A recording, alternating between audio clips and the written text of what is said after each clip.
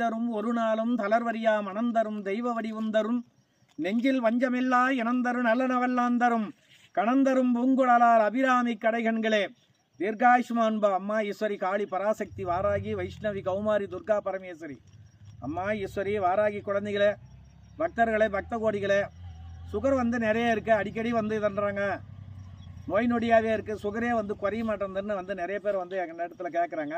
ஏற்கனவே வந்து சுகருக்கு இன்னொரு பதிவும் கொடுத்துருக்குறேன்.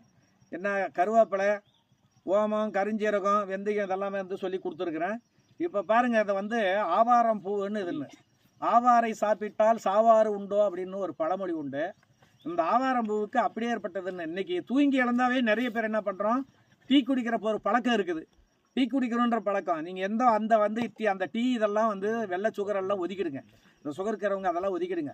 காலையில் வந்து கருப்பட்டி இருந்தாலும் சரி, வெள்ளம் வந்து இருந்தாலும் சரி, இதுன்னு இந்த பூவுகளெல்லாம் பறித்து ஒரு பிடி பூ வந்துன்னு எல்லாம் ஒரு 2 டீஸ்பூன் ஆட்டை இது எல்லாம் நல்லா காய வச்சு எல்லாம் சேகரித்து வச்சுக்கிறோம். இல்லை நம்மளால் முடியலன்னா நாட்டு மருந்து கடையில் வாங்கிக்கலாம் போயிட்டு.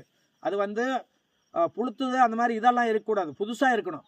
அப்போ தான் வந்து பவர்ஃபுல்லாக இருக்கும். அவங்க வந்து 1 வருஷம் 2 வருஷம் மக்கி போய் அதெல்லாம் இருந்தால் இதாகாது. இந்த மாதிரி வந்து மார்க்கெட்டுகளே கூட விற்குவாங்க, காலை நேரத்தில் வரும் மார்க்கெட்டில் கொடுப்பாங்க. இந்த இதை வந்து ஆவாரம் பூவை வந்து ஒரு 10 கத்தை 20 கத்தை வாங்கி எல்லாம் பூவெல்லாம் பறித்து முக்கெல்லாம் எல்லாமே நிழலில் உணர்த்தி நல்லா காய வச்சு இடித்து வஸ்திரகாயம் பண்ணி வச்சுக்கிட்டு இந்த டீ போடும்போது ஒரு டீஸ்பூன் போட்டு இந்த கருப்பட்டி சேர்த்து இதில் வந்து கொதிக்க வச்சு ஒரு டீஸ்பூன் காலையில் வந்து சாயந்தரமோ காலையில் 2 நேரம் சாப்பிட்டு வந்தாங்கன்னா உடல் வந்து அப்படியே மேனியாகும், தங்க நிறமாக ஆகும். தங்க சத்து இருக்குது இதில். அப்படி ஒரு இதுன்னு வந்து சிறப்பானதுன்னு தொடர்ச்சியாக வந்து எந்த மருந்துமே 4 நாளைக்கு எடுத்துகிட்டு 4ஆவது நாள் விடக்கூடாது. தொடர்ச்சியாக மருந்து எடுத்துணும். இதெல்லாம் உணவு மாதிரி, இதெல்லாம் எந்த சைடு எஃபெக்டும் பண்ணாது, புரியுதுங்களா?